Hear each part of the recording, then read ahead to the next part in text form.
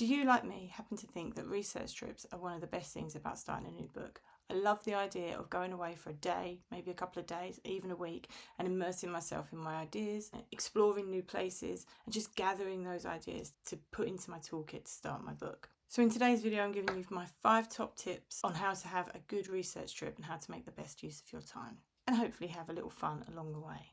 Hello, my name is Tracy Mayhew and I write contemporary romances set here in the UK and YA fantasy fiction based on myths and legends. So this video is the 4th video in my How I Write a Book series, where I bring you tips on how I write certain aspects of books. And today I'm giving you my top 5 tips on how to plan and execute a research trip. It should be fun and I'm very excited to share my tips with you today. So let's dive in. Oh, but before we do, if you've not seen the rest of this playlist, I'm going to leave a link to it up in the cards. I'm going to leave a link to it down in the description box. If you've not seen the previous 3 videos, take some time today, check those out as well. So tip number 1 is to research the place you want to go. So when I was going to the Lake District to research my Romance in the Lake series, I knew I wanted to set the village of Keldswaite near Keswick. So Keswick was number 1, top of my list.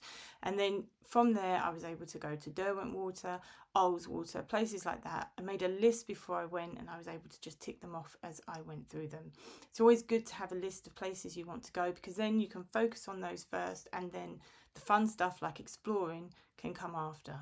Recently, again, I went to the British Museum and I knew I wanted to look at Vikings, Anglo-Saxon history. So I went online, downloaded a map where all the different rooms and all the different sections were, and so I made a list of all the places I wanted to go, so that when I got there, because it's a massive place, the British Museum, if you've not been, I just knew where I wanted to go and I didn't waste any time getting lost. And the great thing about visiting museums and places like that is that often you can go online and you can download a map to your phone, you can print it off, so you've got that, and you don't even need to, when you get there, try and find a map and waste time doing that either.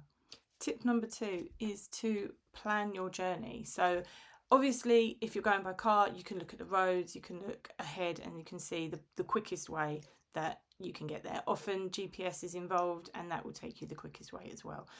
But you might want to plan for a plan B if there's any traffic incidences or accidents or anything like that. With trains, you can get closures, you can get leaves on the line if you're in the UK, that create problems. So you might want to make an alternative route, knowing where bus stops are or taxi services, things like that. It's just being prepared if the worst should happen. Tip number 3 is to make a list of all the questions or all the things you want to explore once you get there. So it's all very well knowing where you're going, but when you get there, you need to know what you're looking for. So make a list of questions. I often take a little notebook with me that sits in my bag, so I just write down anything I need in here. You've also got options like dictating into your phone. For all of our best intentions, we're not going to remember everything. I think someone once said, I think it was David Allen maybe, in Getting Things Done, he said your brain was for having ideas, not for storing them. So this definitely falls under that category. We can't store everything despite our best intentions. So I would highly recommend taking a notebook, being prepared to dictate into your phone. If you've seen my most recent vlog, you will know that I've talked about Google Keep in that one. It's like a note-taking app, but you can also use it as a text to speak, a speech to text dictation as well, and it keeps your original voice note, so you don't lose that. So even if it misinterprets what you've said and makes no sense when it turns into text, you've still got the original voice note. Having a notebook or a text app or something like that is really good as well for making notes about how a place makes you feel. So when I went to the Cotswolds to research my Appleford series, I went to lots of different villages, and in each village I took some time to just sit down maybe on a bench or in a cafe and just write down how each place made me feel, what I liked about each village. And it kind of made me consolidate my own village, Appleford, in my own mind, like taking parts of all these different villages and sort of amalgamating them into Appleford, taking the best of the best, basically. And that really helped. It also helps, like, say, for example, if I'm writing fantasy and I'm traveling through woods or visiting caves or something, to make a note of how they make me feel, like certain keywords or things like that. So then I can come back and I've kind of got a word bank or something that I can use within my writing when I come to when I come to write that scene or that part of the story. And tip number 4 is to don't be afraid to explore and go off the beaten track sometimes. It's all very well going to these places and having a list and itinerary that you can follow, but sometimes some of the best things happen when you go off that list, when you go somewhere else. When I go to the Lake District, we like going down these country roads. We like exploring more out of the way villages, because sometimes you see little gems that way that you will miss normally. And on a map, they appear as tiny, but you can go there and you can find something that just sparks something in your imagination, and you can't put a price on that. I once did that when I went to Cornwall, when I was travelling to Tintagel to research for the Prophecies of Fate series. I once did that. We went down a side street, a little country lane that took us to the middle of nowhere, and we passed this place called the Vale of Avalon, which turned out to be a King Arthur museum. Who knew? I didn't know going into that trip that I was going to happen just by chance across this King Arthur museum, but that's what I did. We turned in. It promised us to show us King Arthur's gravestone where he fell in the Battle of Camlan, which was amazing. So we turned in, we went there. Lovely little museum, and then beyond that you could go for a little walk into the like a country park, wooded kind of area.